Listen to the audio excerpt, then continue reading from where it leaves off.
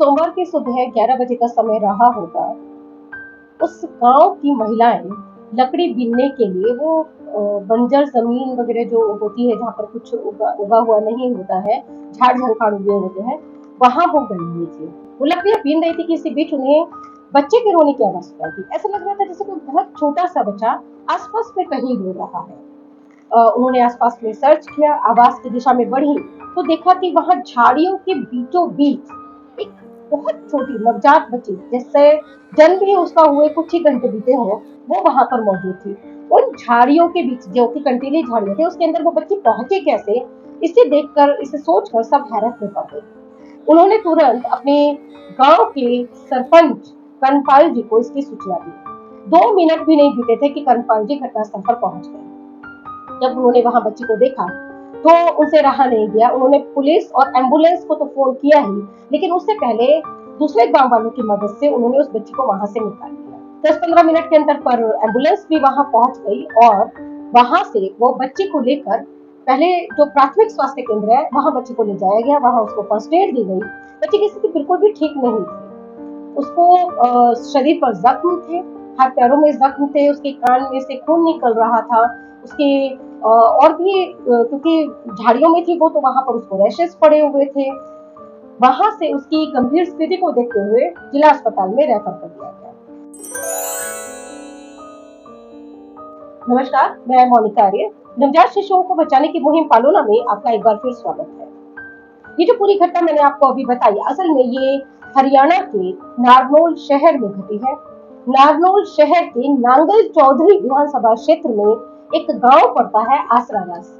इसी आसरावास में वो नवजात बच्ची झाड़ियों में मिली है। हमारे साथ यानी कि पालोमा के साथ ये जो सूचना है ये हरियाणा से ही शेयर हुई है। रेवाड़ी मीडिया के साथी विनीत जी ने पालोमा के हरियाणा ग्रुप में इसका एक लिंक शेयर किया था, इस न्यूज का एक लिंक शेयर किया था।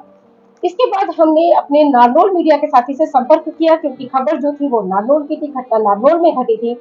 उनसे जब हमने संपर्क किया तो हमने कहा कि आप हमें वहां किसी प्रत्यक्षदर्शी का नंबर दीजिए जिसने बच्चे को सामने से देखा, क्योंकि खबर से इतना पता चल पा रहा था कि बच्चे की स्थिति क्रिटिकल है और ये घटना कब की है एक्चुअल में, ये भी हमारे लिए जानना जरूरी था।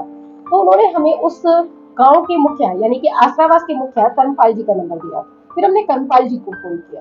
सबसे पहले तो हम यही जानना चाहते थे कि बच्चे की कंडीशन कैसी है। तो कर्णपाल जी ने हमें बताया कि जिस समय बच्ची मिली उसकी नाभि पर क्लिप लगा हुआ था, उसके शरीर पर चींटियां रेंग रही थी, उसको काट रही थी। बच्ची ऐसी कंडीशन में थी कि उसके मुंह से आवाज भी नहीं निकल रही थी, मतलब कि वो ठीक से रो भी नहीं पा रही थी। इसलिए जब बच्ची को झाड़ियों में से निकाला गया तो पहले उसको दूध देकर ये देखने की कोशिश हुई कि बच्ची जीवित भी है कि नहीं है, उसमें प्राण बचे भी है कि नहीं बचे हैं। और वो जो बच्ची है, उन्होंने ये भी बताया कर्णपाल जी ने कि जो बच्ची है ये एक काले रंग के पॉलिथीन में मिली हुई है। काले रंग का पॉलिथीन असल में हम लोग वैसे तो डस्टबिन वगैरह में यूज करते हैं, कूड़ा फेंकने के लिए इस्तेमाल करते हैं। कई जगह मेडिकल शॉप्स पे भी इसका इस्तेमाल होता है। सब्जी वगैरह के जो वेंडर्स होते हैं, जो सब्जी बेचने वाले होते हैं, वो लोग भी कभी कभी काले पॉलिथीन का इस्तेमाल करते हैं।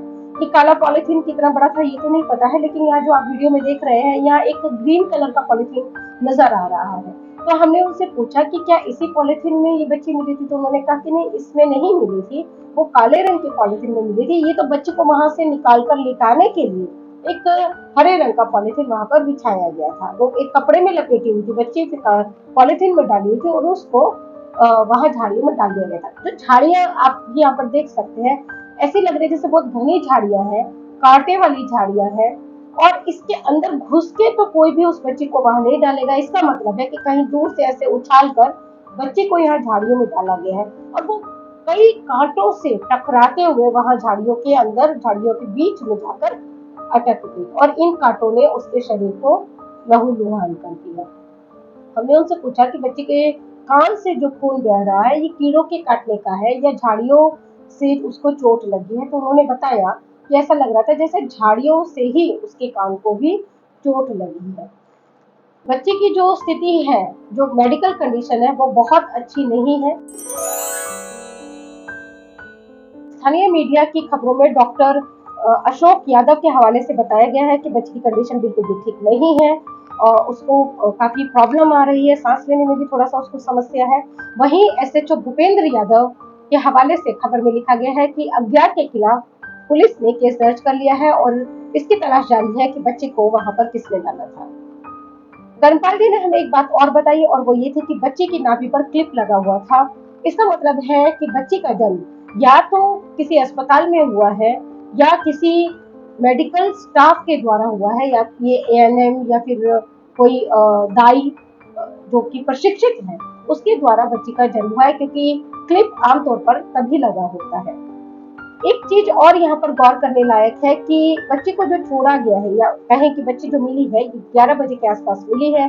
डॉक्टर्स के मुताबिक बच्ची का जन्म उससे कुछ ही घंटों पहले हुआ था। इसका मतलब है कि बच्ची को हो सकता है अर्ली मॉर्निंग लाकर वहां पर डाला गया हो, लेकिन बच्ची की शायद वो दर्द भरी मरियल आवाज जो है वो लोगों तक नहीं पहुंच पाई, इसलिए उसको पहले नहीं देखा जा सका। मैं आपको यहाँ पर ये बताना चाहूंगी कि इस तरह से करने वाले जो भी बच्चों को ऐसी कंडीशन में छोड़ रहे हैं, ये बहुत बड़ा अपराध कर रहे हैं। उनको नहीं पता है कि ये हत्या के प्रयास की श्रेणी में आता है, और अगर दुर्भाग्य से बच्ची की मौत हो जाती है तो उनके ऊपर इसमें सीधे सीधे मर्डर का चार्ज लगता है, यानी कि आईपीसी 315 जो कि एक नवजात बच्चे की हत्या का मामला है, इसके साथ साथ आईपीसी 302 का मामला भी बनता है, क्योंकि इसमें कोई शक नहीं है। कोई भी मतलब कोई बच्चा भी ये बता सकता है कि अगर किसी कांटों वाली झाड़ियों में किसी छोटे बच्चे को, किसी नवजात बच्चे को अगर छोड़ा जाता है तो वो उसके लिए जानलेवा साबित हो सकता है। अब इस बच्चे को जिसने भी वहां पर छोड़ा है, डाला है, वो ये तो जरूर जानते होंगे कि ऐसी हालत में बच्चे को छोड़कर जा रहे हैं तो वो शायद बच नहीं पाएगी। ऐसा जानते हुए भी उन्होंने, क्योंकि बच्ची के साथ इस तरह का क्रूरतापूर्ण व्यवहार किया है, तो उसको उनको निश्चित तौर पर कड़ी सजा मिलनी चाहिए। उनको जरूर सामने लेकर आना चाहिए, और इसके अलावा पुलिस को वहां पर जेजे एक्ट के सेक्शन 75 में भी इस केस को दर्ज करना चाहिए। मैं आपसे यहाँ पर ये अपील करूंगी कि यदि आप ये वीडियो देख रहे हैं और आप उस व्यक्ति को जानते हैं जिसने हरियाणा के नारनौल शहर के आसरावास गांव की झाड़ियों में उस बच्ची को डाला है, आप प्लीज चुप नहीं रहे। आपकी जो कॉन्फिडेंशियलिटी है वो बिल्कुल बरकरार रखी जाएगी, आपके बारे में किसी को नहीं बताया जाएगा अगर आप ऐसा चाहते हैं तो। लेकिन ये जो बच्ची के दोषी है ना, इन तक पहुंचाने में पुलिस की मदद जरूर करें। अगर आपको पुलिस के पास जाने में डर लगता है तो आप पालोना को भी 9798454321 पर व्हाट्सएप के जरिए या फोन के जरिए या मैसेज के जरिए ये जानकारी दे सकते हैं। आप एकदम निश्चिंत रहें, आपकी गोपनीयता बिल्कुल भी भंग नहीं होगी, आपके बारे में किसी को भी पता नहीं चलेगा। लेकिन ये हम सबका दायित्व है कि जो नवजात बच्चों के साथ इस तरह से क्रूर तरीके से पेश आ रहे हैं, उनकी जान के साथ खिलवाड़ कर रहे हैं, उनको हम पकड़वा कर अपना दायित्व निभाएं, अपनी जिम्मेदारी पूरी करें।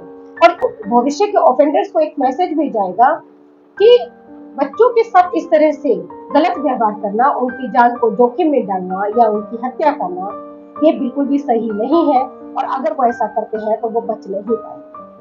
यहाँ तक अगर आपने इस वीडियो को देखा है तो मैं एक अपील अपने लिए भी दोहराना चाहूंगी कि हमारी इस मुहिम से सहमत है, हमारी इस लड़ाई के समर्थन में है, तो आप प्लीज पालूना को लाइक करना ना भूलें। इसके साथ साथ अपना फीडबैक भी दें, आप हमें बताएं कि हमें और कैसे बेहतर इसको बनाना चाहिए और क्या करना चाहिए, जिससे कि हम इस जानकारी को, जो सेफ सरेंडर की जानकारी है, उसको हम दूसरे लोगों तक, या कहें कि भारत के हर नागरिक तक पहुंचा सकें। सेफ सरेंडर पॉलिसी वो पॉलिसी है जिसके जरिए भारत का कोई भी नागरिक किसी भी कंडीशन में अपने बच्चे को CWC यानी कि चाइल्ड वेलफेयर कमेटी के जरिए सरकार को सुरक्षित सौंप सकता है। ये पूरी तरह से लीगल है, पूरी तरह से वैध है, और इससे भी किसी की, यानी कि बच्चे को सरेंडर करने वाले की जो पहचान है कभी उजागर नहीं की जाती है। इसका एक डिटेल वीडियो भी हमने बनाया हुआ है, उसका लिंक मैं यहाँ पर डिस्क्रिप्शन बॉक्स में यहाँ पर डाल दूंगी। आप प्लीज इसके बारे में ज्यादा जानकारी के लिए वहां पर उस वीडियो को जाकर देख सकते हैं। इसके साथ अब मैं इजाजत लूंगी। नमस्कार।